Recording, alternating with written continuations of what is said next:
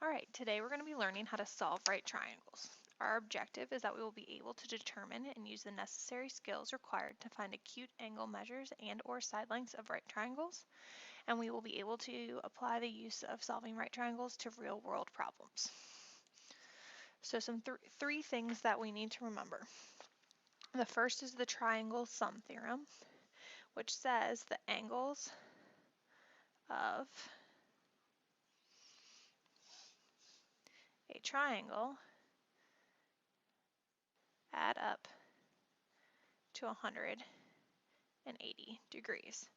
Now, since we're using right triangles, we always know that one of the angles will be 90, leaving 90 degrees for the other two angles. So x would be equal to 90 minus 35, which means that x is 55 degrees. So that's helpful when we're missing one of the angles. The Pythagorean Theorem is helpful when we're missing one side. C squared equals a squared plus b squared. And remember that the one across from the right angle, the hypotenuse, is always c.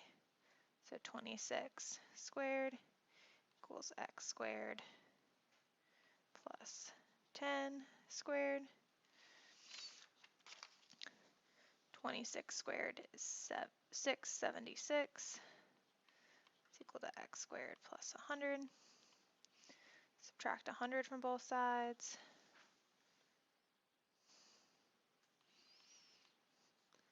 X squared is equal to 576. Square root both sides, and we get that x equals 24. So again, that's helpful when we're missing one side.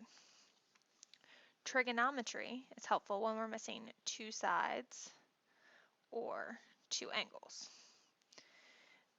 Remember, our hint for trigonometry is SO, CA, TOA. So in this example, for this angle, that side is our opposite, this side is our hypotenuse, so this is our adjacent side.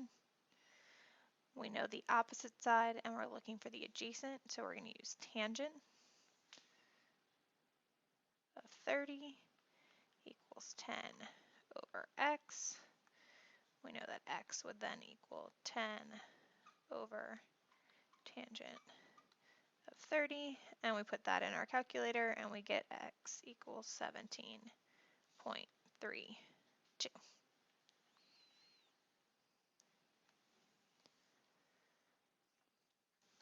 So let's see what solving a right triangle looks like.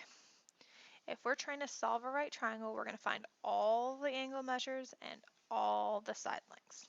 So in this triangle, we know two of the angles and we know one of the sides.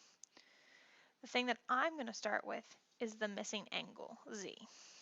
We said if this angle is 90, then the other two have to add up to 90. So z will equal 90 minus 48. So z would have to be 42 degrees. So now we have all the angle measures. Now we need to find the side lengths. Since we have one angle and one side, we're going to use SOHCAHTOA.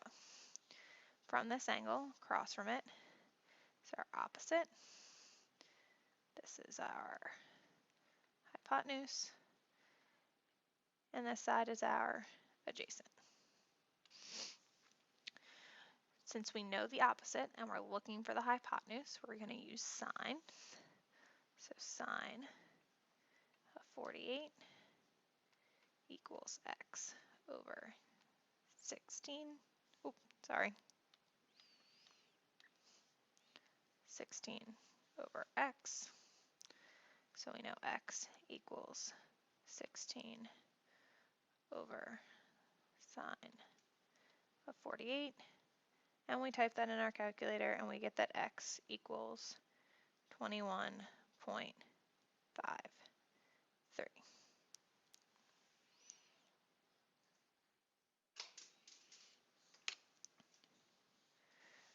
Finally, to find y, we know the opposite and we're looking for the adjacent, so we use tangent of 48 is equal to 16 over y. So y equals 16 over tangent of 48. And when we put that in our calculator, we get that y equals 14.41. A small thing you can do to help check that your side lengths are on the right track, since x was our hypotenuse, we know that to be the longest side. X came out to be longer than 16 and longer than 14.4. So that's a pretty good hint that we did things correctly.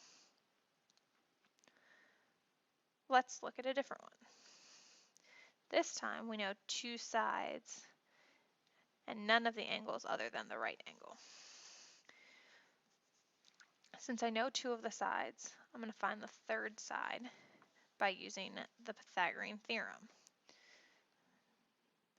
Z is my hypotenuse, so it's going to be the C in my Pythagorean Theorem, plus 3 squared plus 8 squared. So Z squared equals 73. Then we're going to square root both sides. So Z would equal the square root of 73, which can't be simplified, or it's approximately 8.54. The directions didn't tell us whether it needed to be a simplified radical or if we could round as a decimal, so either answer would be acceptable. So that takes care of our sides. Now let's look at our angles. If we're at angle X, then our 8 is the opposite and 3 would be the adjacent. So tangent of X would equal 8 over 3. So X equals the tangent inverse of 8 over 3, which if we put that in our calculator, X would equal 69.44 degrees.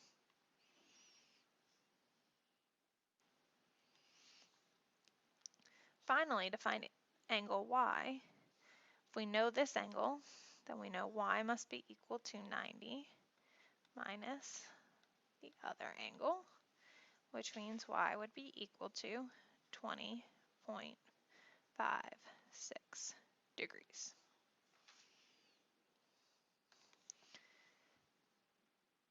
So basically, we're just combining three topics that we already knew to figure out all the pieces of one triangle.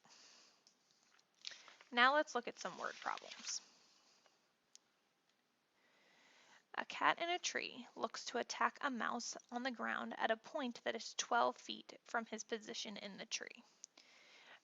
If the angle of depression, and that's going to be something we're going to talk about a lot here, angle of depression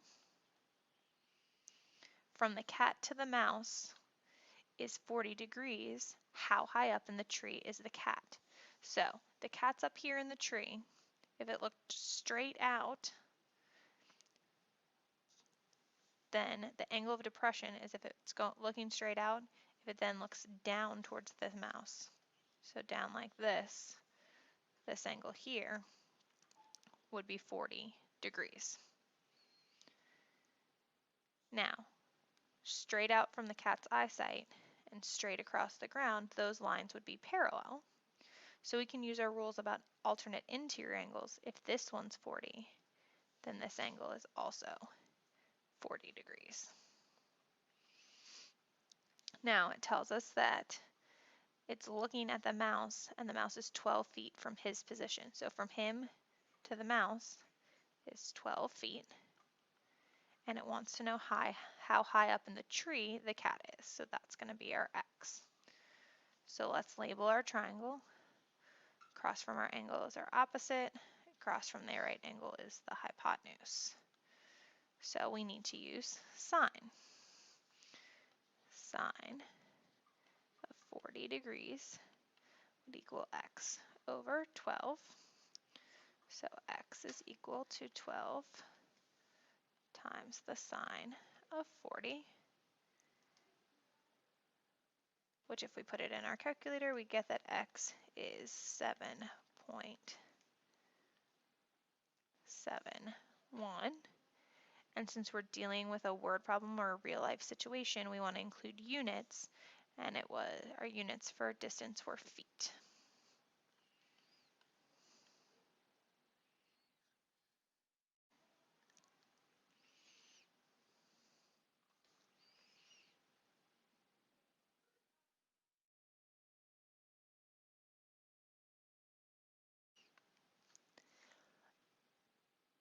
So, it is known that a hill frequently used for sledding has an angle of elevation of 30 degrees. That means if we're sitting at the ground and we look up, this angle here would be 30 degrees. If the horizontal distance from the bottom of the hill is 50 feet, so horizontal means the side that's laying flat, estimate the height of the hill. So over here. So let's label our sides. This is our opposite, that would be our hypotenuse, and this is our adjacent. So we're looking for opposite, and we know adjacent, so we're going to use tangent of 30 degrees equals x over 50. So x is equal to 50 times the tangent of 30, and we put that in our calculator, we get that x equals 28.87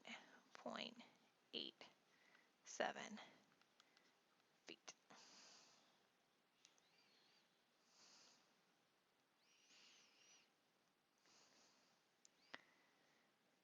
Now let's say that Jane is standing on top of that same sledding hill. So here's Jane, and up here. And there's a reason that I teach math, not art.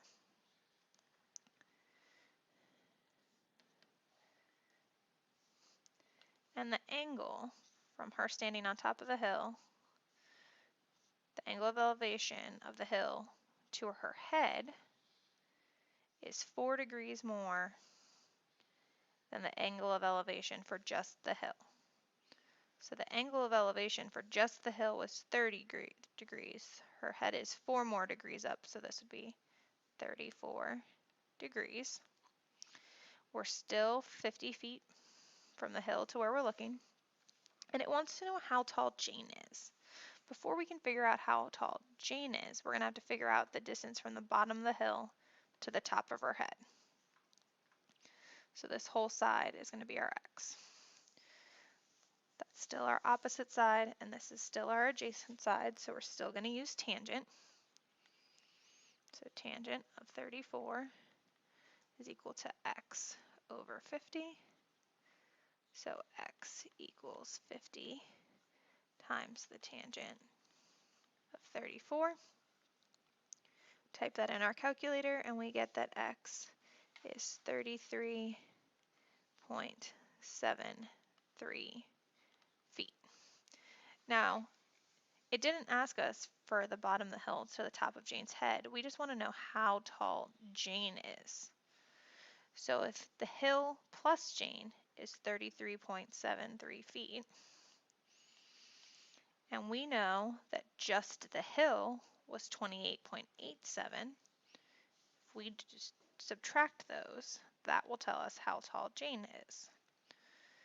We subtract them, and we get that Jane is 4.86 feet tall.